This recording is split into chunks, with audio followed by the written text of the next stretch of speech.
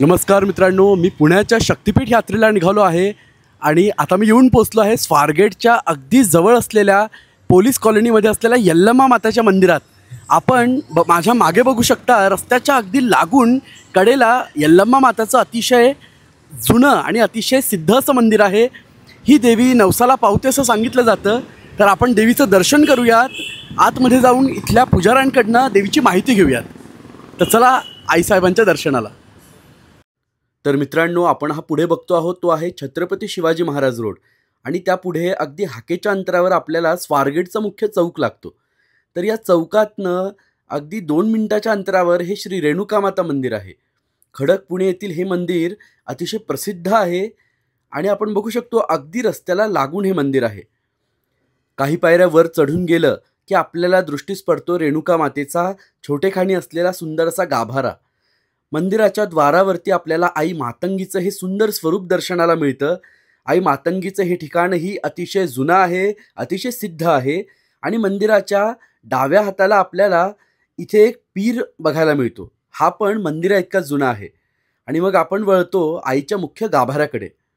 गाभाऱ्यामध्ये गेल्यावर आपल्याला छोटेखानी संगमरवरी मंदिरामध्ये विराजमान झालेली आई रेणुका मातेची सुंदर मूर्ती दिसते। तसेच रेणुका माऊलींची सुंदर अशी उत्सव मूर्ती पण आपल्याला इथे गाभाऱ्यामध्ये बघायला मिळते। तर असं हे रेणुका माऊलींचं अतिशय सुंदर स्थान आहे, हे सिद्ध आहे। तर याची माहिती आपण इथल्या गुरुजींना विचारूयात आणि या मंदिराचा इतिहास आणि मंदिराचं महात्म्य जाणून घेऊयात। नमस्कार गुरुजी, आम्हाला या मंदिराबद्दल, आई यल्लम्माबद्दल, या मंदिराच्या इतिहासाबद्दल कृपया माहिती सांगा की हे मंदिर कधी स्थापन झालंय, देवीचं महात्म्य काय आहे आणि इथे स्थापना कधी आणि कुणी केली आहे? नमस्कार, मी संतोष केवडे उर्फ खडकवाले या श्री रेणुका माता मंदिर खडकपुणे या देवस्थानचा व्यवस्थापक। माझी ही 9वी पिढी आहे।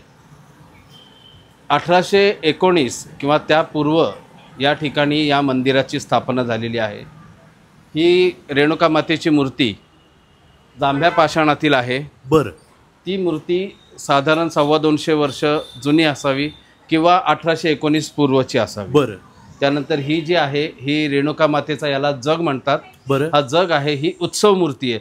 जसं आपल्या महाराष्ट्रामध्ये पालखी मिरवणुकीला ग्राम प्रदक्षिणेला काढली जाते, तसं ह्या जगाची मिरवणूक काढली जाते। बाहेरच्या बाजूला डाव्या बाजूला इथे वाघजाई माता आणि मातंगी माता त्याचं मंदिर आहे छोटंसं।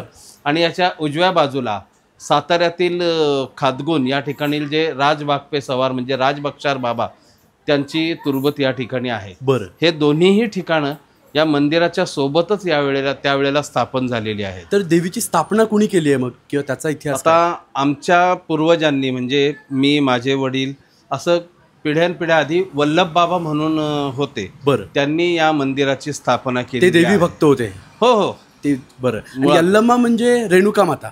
यल्लम्मा म्हणजे हे कानडी शब्द आहे हा। बरं, यल्ल म्हणजे ऑल ओव्हर द वर्ल्ड, म्हणजे संपूर्ण जग। बरोबर। आणि अम्मा म्हणजे आई, आई संपूर्ण जगाची आई म्हणजे यल्ल जगदरी अम्मा यल्लम्मा असं नाव आहे। बरं। आणि रेणुका माता म्हणजे रेणुका मातेचे जे वडील, त्यांचे पिताश्री, त्यांचं नाव रेणुराजा, बरोबर, आणि त्यांची माता राणी भोगावती। बरं। तर यांच्या पोटी रेणुका मातेचा जन्म झाला। रेणुराजांची मुलगी म्हणून तिचं नाव रेणुका। जसं जनक राजाची मुलगी म्हणून सीतेचं नाव जानकी आहे, बरोबर बरोबर, तसं रेणुराजाची मुलगी म्हणून रेणुका नाव आहे। आणि देवीचं हे जे स्वरूप आहे तर हे कसं आहे, म्हणजे चतुर्भुज आहे, अष्टभुज आहे? ही जी मूर्ती आहे ही चतुर्भुज मूर्ती आहे। मागील 2 हातामध्ये सूर्य, चंद्र आणि पुढील जे 2 हात आहेत, एका हातामध्ये त्रिशूल आहे, एका हातामध्ये रेड्याचा मुंडका आहे। बरं। तिचं स्वरूप थोडंसं महिषासुर मर्दिनीच्या पद्धतीचं आहे, कारण त्यावेळेला मूर्ती घडवणाऱ्यांनी कशी त्यावेळेला घडवली माहिती नाही, परंतु ते रेणुका माता म्हणूनच ही मूर्ती या ठिकाणी। हे स्थान भाविकांसाठी म्हणजे श्रद्धेचं तर आहेच, पण इथे केलेले नवस भक्तांचे पूर्ण होतात असंही ऐकलंय। माझ्या अनुभवानुसार म्हणजे मी जितकं पाहिलेलं आहे त्यानुसार या ठिकाणी बऱ्याच लोकांचे नवस आणि संकल्प एक काही ठराविक प्रकारचे नैवेद्य वगैरे केल्यानंतर काही दिवसांमध्ये, काही आठवड्यांमध्ये त्या संकल्पानुसार पूर्ण होतात। त्याच्यामध्ये स्पेशलिटी अशी आहे की काही लोकांना त्वचेचा त्रास असेल, त्वचा विकाराचा त्रास असेल, शारीरिक व्याधींचा त्रास असेल, काही लोकांचे अनुभव असे आहेत की लहान मुलांना वगैरे अगदी म्हणजे चालता येत नसताना वगैरे ते इथं आणले, काय त्यांचा नवस असेल तो बरोबर, पण त्यांना ते बरं वाटलेलं आहे, त्यांना त्याचा गुण आलेला आहे.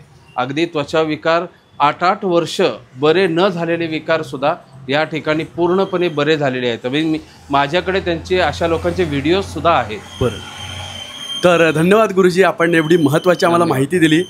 तर मित्रांनो, हे पुण्यातील आई रेणुकेचा यल्लम्माचं अतिशय सुंदर ठिकाण आहे.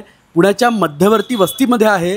स्वारगेटला आपण बहुतेक लोक येतोच आहे, तर आपण नक्की या ठिकाणी भेट द्या. नवरात्र सुरू आहे, तर नवरात्राला भेट द्या. आणि हे पुणे जिल्ह्यातील सर्वात जुने आणि मानाचे प्रथम असलेले श्री रेणुका मातेचे मंदिर आहे. बरं, धन्यवाद. तर गुरुजींनी आपल्याला सांगितलं आहे की पुणे जिल्ह्यातलं हे सगळ्यात मानाचं असं रेणुका माऊलींचं स्थान आहे, क्षेत्र आहे, तर प्रत्येकाने इथे यायलाच पाहिजेत.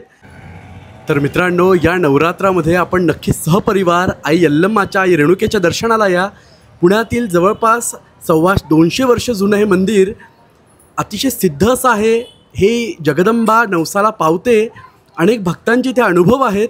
तर अशा या महत्त्वाच्या ठिकाणी आपण नक्की या नवरात्रामध्ये या आणि आई जगदंबेच्या चरणी नतमस्तक व्हा.